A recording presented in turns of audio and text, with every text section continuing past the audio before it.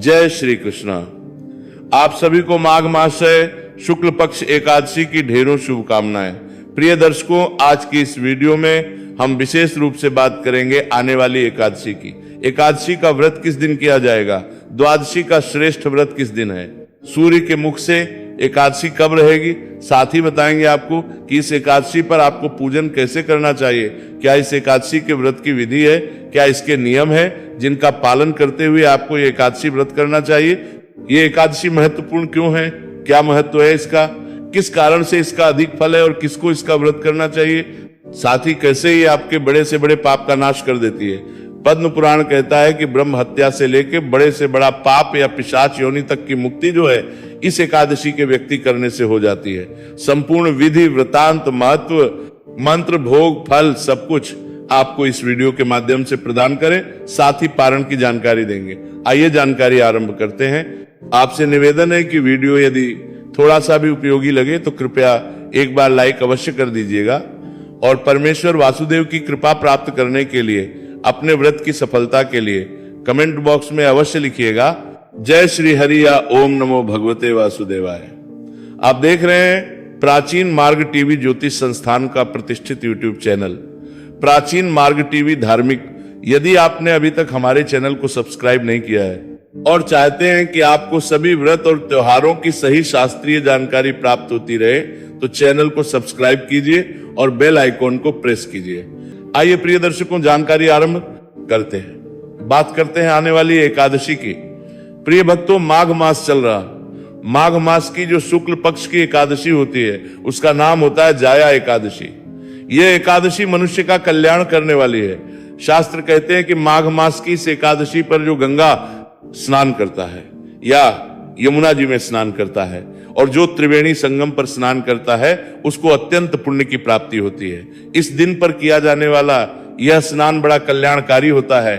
जो मनुष्य माघ मास की जय एकादशी का व्रत संकल्पित करे और विधि विधान से उसका पारण करे तो उसके सभी पाप नष्ट हो जाते हैं। ये मनुष्य अपने जीवन में सदा विजय प्राप्त करता है। ये जय दिलाने वाली है, विजय दिलाने वाली है। तो यदि आपके जीवन में किसी भी प्रकार की परेशानी चल रही हो, चाहे आर्थिक परेशानी हो, सामाजिक परेशानी हो, किसी के साथ दुश्मनी हो रखी हो, आप केवल और केवल इस एकादशी का विधि विधान से संकल्प करते हुए व्रत पूजन कीजिएगा। आपको सफल प्रश्न उठता है कि ये एकादशी हमें क्यों करनी चाहिए। प्रिय दर्शकों, माघ शुक्ला जो एकादशी है ना, ये आपके जीवन के संकटों को दूर करने वाली है। शास्त्र कहते हैं कि माघ का महीना अपने आप में बड़ा ही पवित्र और बहुत अधिक पुण्य देने वाला है। इसीलिए माघ स्नान बड़ा कल्याणकारी होता है। जब माघ स्नान और माघ महीने की महिमा इतनी है तो उस महीने में आने वाली तिथि की महिमा अपने आप ही कई गुना अधिक बढ़ जाती। और फिर ये जो एकादशी है ये माघ शुक्ला एकादशी है। तो माघ शुक्ला एकादशी के विषय में शास्त्र कहते हैं कि इस एकादशी का व्रत करने से मनुष्य के सभी पापों का नाश होता है। मनुष्य विधि विधान से व्रत करके अपने पितृ को भी तार सकता है। यदि आप इस दिन अपने पितरों के निमित्त जल तर्पण करते हैं, गीता के 7वें अध्याय का श्रवण करते हैं तो इससे आपके पितृ तृप्त होते हैं। इस एकादशी के दिन आपको पितृ को तिल जल से तर्पण करना चाहिए। ये एकादशी आपके पितरों को मुक्ति दिलाने वाली है और आपके सभी पापों का नाश करने वाली है। प्रश्न उठता है कि अब ये एकादशी हमें करनी कैसे चाहिए, इसके नियम क्या है। महत्व को आपने जाना, क्योंकि महत्व इतना अधिक है जितना मैं वर्णन करूं कम रहेगा, कम शब्दों में। यही कि ये आपके जीवन को संवार देगी अगर आपने विधि विधान से इसका व्रत किया, पूजन किया। तो अब इसके नियम की बात करते हैं कि हमें ये करना कैसे चाहिए। प्रिय दर्शकों, जाया एकादशी के व्रत के जो नियम है वो दशमी तिथि से आरंभ होते हैं, अर्थात व्रत के एक दिन पूर्व ही इसके नियम आरंभ हो जाते हैं। और एकादशी के दिन आप व्रत धारण करेंगे और अगले दिन व्रत का पारण करेंगे। इस प्रकार से जो एकादशी का व्रत है ये केवल एक व्रत नहीं होता, ये त्रिदिवसीय विधान होता है, अर्थात 3 दिन का विधान होता है, जिसके नियम व्रत के एक दिन पूर्व अर्थात दशमी तिथि से आरंभ हो जाते हैं और फिर वाला दिन आता है जिस दिन आप विधि विधान से व्रत करते हैं और उसके अगले दिन व्रत का पालन करते हैं। बात करते हैं कि आपने व्रत करना कैसे है, इसके नियम क्या रहेंगे। जो आपको एक दिन पहले आरंभ करने हैं तो व्रत के एक दिन पूर्व ही आपको अन्न का त्याग कर देना चाहिए और केवल एक वक्त का ही अन्न ग्रहण करना चाहिए, अर्थात दशमी तिथि को ही अन्न ग्रहण करना चाहिए, ऐसा शास्त्र कहते हैं। रात्रि काल में अन्न ग्रहण नहीं करना चाहिए, ये एक बड़ा नियम है। अगर आपसे इसका पालन हो पाए तो अवश्य कीजिएगा। यदि किसी की स्थिति ऐसी नहीं है या किसी का स्वास्थ्य इतना अच्छा नहीं रहता तो आप आहार 2 वक्त भी ले सकते हैं। नियम कहता है कि 1 वक्त का आहार अधिक उत्तम रहता है। दशमी तिथि को आपको कुछ वस्तुओं का त्याग करना है, जैसे कि मसूर की दाल का त्याग कहा गया है। मसूर की दाल आपको दशमी तिथि को छोड़ देनी है, दशमी तिथि को भी ग्रहण नहीं करनी है, एकादशी और द्वादशी में भी ग्रहण नहीं करनी है। इसी प्रकार से जो लोग मदिरा का सेवन करते हैं और एकादशी का व्रत भी करते हैं तो ध्यान रखें कि आप दशमी तिथि को ही मांस मदिरा का सेवन छोड़ देंगे। ऐसा नहीं कि आज तो आप खूब खाए पिए और कल आप व्रत कर लें। व्रत के 1 दिन पूर्व ही आपको इन सबको त्याग देना चाहिए। जो लोग लहसुन प्याज का प्रयोग करते हैं उन्हें भी व्रत के 1 दिन पहले ही त्याग देने चाहिए। जो माताएं बहनें बाल धोना चाहती हैं, सर धोना चाहती हैं, वो भी दशमी तिथि को अर्थात व्रत के 1 दिन पूर्व ही बाल धो लें, क्योंकि एकादशी के दिन बाल नहीं धोए जाते हैं और द्वादशी के दिन भी बाल धोए जाते हैं। ये शास्त्रीय विधान है जो पुराणों में लिखा है। इन 2 दिनों पर महिलाओं को सर नहीं धोना चाहिए। प्रश्न उठता है कि अगर मान लो कुछ ऐसी इमरजेंसी आ जाए जिसमें बाल धोने आवश्यक हो तो क्या करें? तो उस अवस्था में साबुन, शैम्पू आदि का प्रयोग नहीं करना, केवल पानी से बालों को धो लीजिएगा और उसमें भी एक सावधानी बरतिएगा। जिस जल से आप बाल धोने वाले हैं उस जल में थोड़ा सा कच्चा दूध मिला लीजिएगा, दूध मिला लीजिएगा, चाहे वो 2 बूंदी थोड़ा सा दूध डालिए और उससे बाल धोइएगा। इससे दोष मिट जाता है। प्रथम तो बाल धोने नहीं होते। अगर कोई ऐसी इमरजेंसी आ जाए जो पूजा पाठ के लिए आपको बाल धोने पड़े तो आप कच्चा दूध डाल के और फिर आप इन बालों को धो सकते हैं। साबुन, शैम्पू आदि का प्रयोग वर्जित होगा और ब्रह्मचर्य का नियम भी आपने इसी दिन से आरंभ कर देना है। ब्रह्मचर्य धारण कर लेना है, अर्थात दशमी तिथि से आप ब्रह्मचारी आरंभ करेंगे और ये एकादशी व्रत के साथ साथ द्वादशी पारण तक निभाना होगा। व्रत के 1 दिन पूर्व दशमी तिथि से ही शहद का त्याग कहा गया है, अर्थात शहद का प्रयोग नहीं करना चाहिए। न ही वो एकादशी के व्रत में पूजन वाले दिन जो पंचामृत बनाते हैं उसमें प्रयोग करेंगे और न ही शहद का प्रयोग द्वादशी को जब पारण करते हैं तो पारण में प्रयोग होगा। तो शहद का त्याग है 3 दिन के लिए। चने के साग का त्याग भी कहा गया है। शास्त्र कहते हैं चने के साग का प्रयोग नहीं करना चाहिए और ये मौसम है चने के साग का। तो जो भी माताएं बहनें चने का साग प्रयोग है वो ध्यान दें कि एकादशी के दिन चने का साग आपको नहीं खाना है। दशमी तिथि को भी चने का साग नहीं खाना है। कांसे के पात्र का प्रयोग भी कहा गया है कि आप दशमी तिथि को ही कांसे के पात्र को त्याग देंगे, एकादशी को भी प्रयोग नहीं करेंगे, द्वादशी को भी प्रयोग नहीं करेंगे। जो माताएं बहनें भाई बंधु भगवान को भोग लगाने के लिए भी यदि प्रयोग करते हैं तो वो भी ध्यान दें कि कांसे का पात्र जो है वो 3 दिन प्रयोग में नहीं लेना है। इन सभी नियमों का पालन करते हुए दशमी व्यतीत कीजिए। जो पूजा पाठ की सामग्री है जो आपके घर में उपलब्ध ना हो तो बाकी सामान आप बाजार से ले आइए और एकादशी के दिन सुबह सूर्योदय से पहले उठ जाइए। सूर्योदय से पहले उठ के स्नान आदि करके स्वच्छ वस्त्र धारण करके फिर हम पूजन करेंगे। ध्यान दीजिएगा, इस दिन का जो एकादशी के दिन का स्नान है बड़ा महत्वपूर्ण है। ये स्नान यदि गंगा, यमुना या संगम में किया जाए तो अत्यंत पुण्यदायी है। जो लोग घर पर स्नान कर रहे हैं वो भी यदि जल में थोड़ा सा गंगा जल और काले तिल डाल के स्नान करें तो वो उत्तम रहेगा। विशेष बात पर ध्यान दीजिएगा कि एकादशी के व्रत वाले दिन जो मंजन है या दातुन आदि है इसका प्रयोग वर्जित कहा गया है, क्योंकि फूल पत्ती आदि तोड़नी नहीं होती इसलिए दातुन नहीं करनी। और मंजन आदि का प्रयोग इसलिए नहीं करना क्योंकि मंजन या टूथपेस्ट जो भी आप करते हैं उसमें नमक या केमिकल आता है और ये दोनों ही आपके व्रत को खंडित। ऐसी अवस्था में यदि आपके पास व्रत वाला मंजन है तो वो आप प्रयोग कर सकते हैं। अगर आपके पास नहीं है और आप जानना चाहते हैं कि कैसे प्राप्त हो सकता है तो कमेंट बॉक्स में लिख के भी पूछ सकते हैं। तो इस प्रकार से एकादशी के दिन उठ के स्नान आदि करके स्वच्छ वस्त्र धारण कीजिए और फिर अब हम भगवान का पूजन करेंगे। ध्यान दीजिएगा कि भगवान भास्कर को जल अवश्य देना है, सूर्य देव को जल अवश्य देना है। भगवान सूर्य देव को जल देने के बाद अब आप आज के व्रत का पूजन करेंगे संकल्प करते हुए। अब प्रश्न उठता है सामग्री क्या चाहिए, किन किन वस्तुओं की आवश्यकता होगी? तो आपके पास भगवान नारायण की कोई तस्वीर या प्रतिमा होनी चाहिए। उनको स्थापित करने के लिए चौकी होनी चाहिए। चौकी पर बिछाने के लिए पीला या लाल वस्त्र लीजिएगा। भगवान को अर्पित करने के लिए रोली, मौली, पान, सुपारी, लौंग, इलायची, धूप, दीप, नैवेद्य, पुष्प, इत्र, जनेऊ, पंचामृत बनाने के लिए कच्चा दूध, दही, घी शक्कर और गंगाजल, इसके अतिरिक्त एक तांबे का लोटा लीजिएगा। ये पूजा की सामग्री है। इसमें जो सामग्री आपके पास ना हो वो आप बाजार से लीजिएगा। पान के पत्ते 2 होंगे, एक पत्ता जो है प्रयोग होगा एकादशी व्रत वाले दिन पूजन में और एक पारण वाले दिन, और सुपारी भी आपको 2 लानी है। जो लौंग और इलायची है वो 5-5 ले आइएगा। तो ये सारी सामग्री को कीजिए और जो आपका पूजा स्थल है जहां बैठ के आप पूजन करते हैं ना, वहां पर सारी सामग्री रखिए और आसन लगाकर बैठ जाइए। पूर्व दिशा की ओर मुख करके यहां बैठिएगा।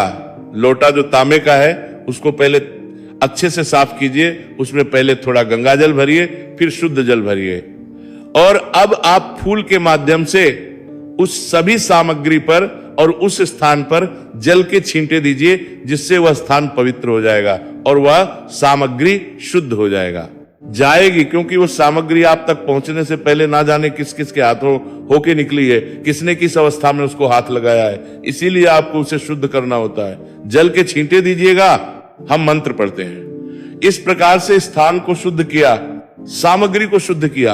अब आप चौकी बिछाइए। चौकी पर लाल या पीला वस्त्र जो आपके पास है ना, वहां बिछाइए।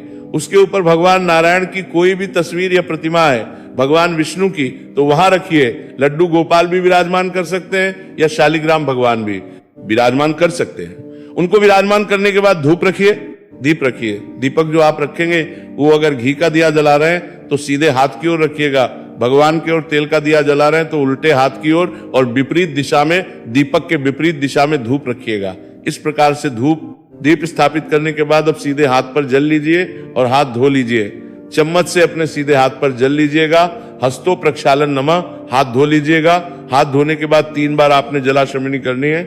एक एक मंत्र पर एक एक चम्मच जल, चम्मच में जो जल है ना वो 2 बूंद से ज्यादा ना हो, क्योंकि एकादशी के व्रत जो है निर्जला भी किए जाते हैं। तो जो लोग निर्जला व्रत कर रहे हैं उनको केवल 6 मासा जल ही शास्त्रों में विधान है कि अश्विनी के रूप में लेना चाहिए।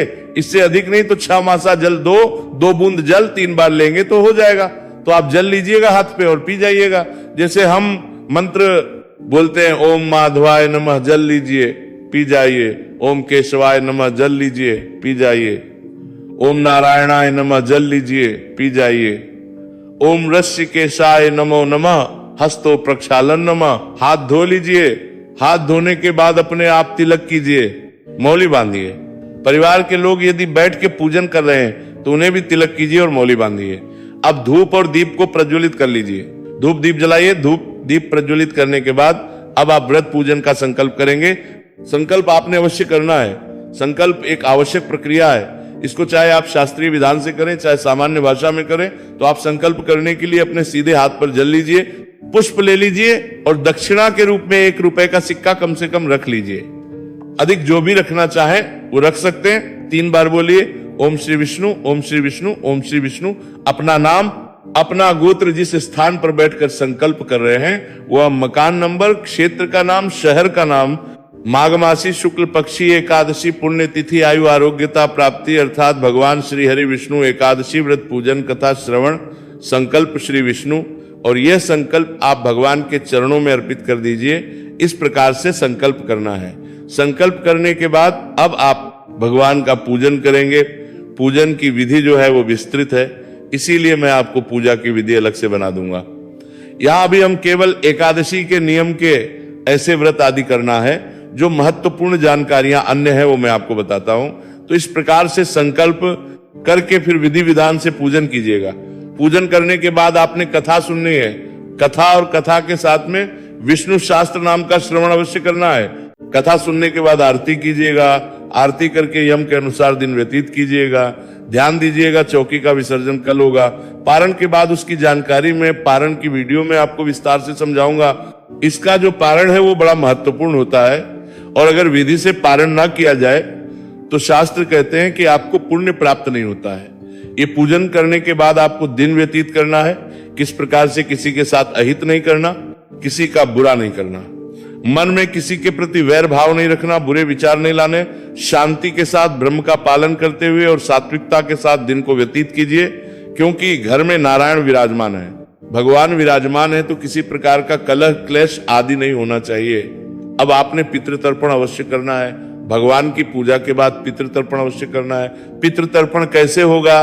1 लोटा लीजिए तांबे का, उसमें पहले थोड़ा गंगा जल भरिए, फिर शुद्ध जल भरिए, थोड़े से काले तिल, 1 पत्ता तुलसी का डालिए, कुशा है तो कुशा डालिए, आसन लगाइए, दक्षिण दिशा की ओर मुख करके बैठ जाइए, लोटे को सामने रखिए और के 7वें अध्याय का श्रवण कीजिए। गीता का 7वां अध्याय मैं अपलोड कर दूंगा, और अगर आपको कभी ना मिले तो आप लिखा करें यूट्यूब पे गीता का 7वां अध्याय बाय प्राचीन मार्ग टीवी। आपको हमारे सारे वीडियो गीता के अध्याय के मिलता होंगे। और हमारे मार्गतल शिवनिता के दूरों का पीर होता है, जाएंगे, अध्याय सुनिएगा, अध्याय सुन के उसका पुण्य अपने पितरों को अर्पित कीजिएगा। लोटा हाथ में उठाइए, संकल्प कीजिए कि प्रभु मैंने ये जो गीता का 7वां अध्याय सुना है, इसका पुण्य मैं अपने पितरों को अर्पित करता हूं। ये पुण्य मेरे पितरों को प्राप्त हो और वो तृप्त हो, तृप्त हो, तृप्त हो, इस प्रकार से संकल्प करें। फिर उस जल से तर्पण करें। तर्पण करने के लिए सीधे हाथ में अंगूठे और उंगली के बीच का जो क्षेत्र है वो पितृतीर्थ होता है, से जल को दूसरे पात्र में छोड़ना है और मंत्र बोलना है, ओम हेम स्वाहा। ये सभी जानकारी मैं जो वीडियो होता है गीता के 7वें अध्याय का, उसमें भी आपको बताता हूं कि यदि आप भूल भी जाए तो वहां पे आपको मैं समझाता हूं कि अब आपने कब क्या करना है, कब क्या करना है। तर्पण करना है और तर्पण करके वो जल पीपल में अर्पित कर दीजिएगा। अपने पितरों से निवेदन कीजिएगा कि हे मेरे पितरों, मेरे संकटों को हरण करें, गीता के 7वें अध्याय का पुण्य और ये जल तर्पण स्वीकार करें और तृप्त होके पितृ तृप्त होंगे। पितरों की तृप्ति बहुत आवश्यक है। शास्त्र कहते हैं कि यदि आपने पितृ को तृप्त किया तो आपके जीवन के संकट वैसे ही समाप्त हो जाते हैं, क्योंकि आपके पितृ ही हैं जो आपके जीवन में संकटों से आपकी रक्षा कर सकते हैं। इसीलिए उनको मनाना आवश्यक है। और उनके मनाने के लिए या उनको तृप्त करने के लिए यह सबसे उत्तम उपाय होता है। गीता के 7वें अध्याय को सुनना, उसका पुण्य और जल तर्पण करना, पितरों को ये आप एकादशी पे करें, अमावस्या पे करें, पूर्णिमा पे करें और संक्रांति करें ही करें, ये आपने पितृ कर्म करना है। फिर सायंकाल को आपको कीर्तन करना चाहिए। कीर्तन कैसे? आपके आसपास कोई मंदिर है, वहां कीर्तन होता है, वहां जाइए। अगर कीर्तन कहीं नहीं होता है तो भगवान नारायण कहते हैं कि अगर आप गा के और नाच के या तबले आदि बजा के कीर्तन नहीं कर सकते तो उनके कुछ स्रोत हैं, पाठ हैं, उनको सुन के कीर्तन का फल पा सकते हैं। तो वो सभी पाठ और स्रोत में एक वीडियो में अपलोड करता हूं। प्रत्येक एकादशी पर आपको वीडियो प्राप्त होगा, उस वीडियो को सुनिएगा, उससे आप कीर्तन का लाभ लीजिएगा। उसके बाद आप व्रत आहार क्या करेंगे इसकी बात करते हैं, क्योंकि फिर व्रत खोलने का समय आएगा, सायंकाल का आहार लेने का समय आएगा। तो जो लोग व्रत आहार लेना चाहते हैं वो फल आहार करें, सर्वोत्तम है। फल आहार से अधिक नहीं लेना चाहिए। फल खाइए, अधिक से अधिक दूध ले सकते हैं। अब कुछ लोग कुटु, शामक, सिंघाड़ा आदि प्रयोग करते हैं, वो उनकी अपनी मान्यताओं पर है। पर सबसे उत्तम तो ये रहता है कि यदि आप फल खा के ही व्रत को करें तो सबसे अच्छा रहेगा। रात्रि काल को जागरण करना चाहिए। रात्रि के जागरण की महिमा बहुत अधिक है। इस एकादशी पर जो मनुष्य रात्रि जागरण करते हुए इस एकादशी का व्रत को करता है, उसे इस एकादशी के पुण्य का भाग कई गुना अधिक प्राप्त होता है। इसीलिए आपको रात्रि जागरण करना चाहिए। और रात्रि जागरण ऐसे नहीं कि टीवी देखते हुए करें। जागरण करने के लिए कुछ स्त्रोत हैं, पाठ हैं, उनको सुनते हुए रात्रि जागरण करना चाहिए। वो मैं वीडियो में अपलोड कर देता हूं, उसको सुनिएगा। प्रश्न उठता है जी, रात्रि जागरण कब तक करें? रात्रि को 1 से 2 बजे तक तो जागिए जागिए, उसके बाद सो सकते हैं। फिर अगले दिन पारण के लिए सूर्योदय से पहले उठ जाइएगा। उठने के बाद स्नान आदि करके पारण की पूजा करेंगे। पारण की पूजा करके, ब्राह्मण की पूजा करके, भोजन आदि करा के, दान दक्षिणा आदि देने के बाद फिर हम व्रत का पारण करेंगे। पारण की विधि आदि की जानकारी मैं आपको विस्तृत वीडियो में दूंगा जो पारण से संबंधित होगा। बस महत्वपूर्ण जानकारी यह है कि पारण जो है व्रत के अगले दिन सूर्य उदय के बाद और द्वादशी तिथि में हरिवासर का समय निकल जाने के बाद किया जाना चाहिए। हरिवासर का समय क्या होता है? हरिवासर का होता है द्वादशी तिथि के पहले 5.5 से 6 घंटे में। कभी कभार होता है कि ये आगे तक भी रहता है, अन्यथा 5.5-6 घंटे में हरिवासर समाप्त हो जाता है। उसके बाद पारण कर लेना चाहिए, परंतु हरिवासर से पहले पारण नहीं करना चाहिए, अन्यथा व्रत खंडित होता है। इसीलिए पारण पर ध्यान देने की आवश्यकता होती है। अब प्रश्न उठता है कि एकादशी का व्रत करना कब है? तो प्रिय दर्शकों, माघ मास के शुक्ल पक्ष की जया जो एकादशी तिथि है उसकी शुरुआत हो रही है। 28 जनवरी को बुधवार का दिन रहेगा शाम को 4:35 पर, और ये समाप्त होगी 29 जनवरी को, गुरुवार का दिन रहेगा। दोपहर को 1:55 पर, ऐसे में 29 जनवरी को सूर्य के मुख से एकादशी रहेगी। उदया तिथिमान के अनुसार एकादशी रहेगी तो 29 जनवरी को ही व्रत किया जाएगा, और इसमें क्योंकि द्वादशी तिथि भी आ रही है तो यह उत्तम दिन रहेगा व्रत के लिए। 29 जनवरी गुरुवार, सूर्य उदय अर्थात 7:15 से और 8:45 बजे के बीच में पूजन का शुभ समय रहेगा। पूजन कीजिएगा, कल्याणकारी रहेगा। कुछ और जानना चाहें, पूछना चाहें, कमेंट बॉक्स में लिख के पूछ लीजिएगा। भगवान सब पर कृपा करें। हरे कृष्ण।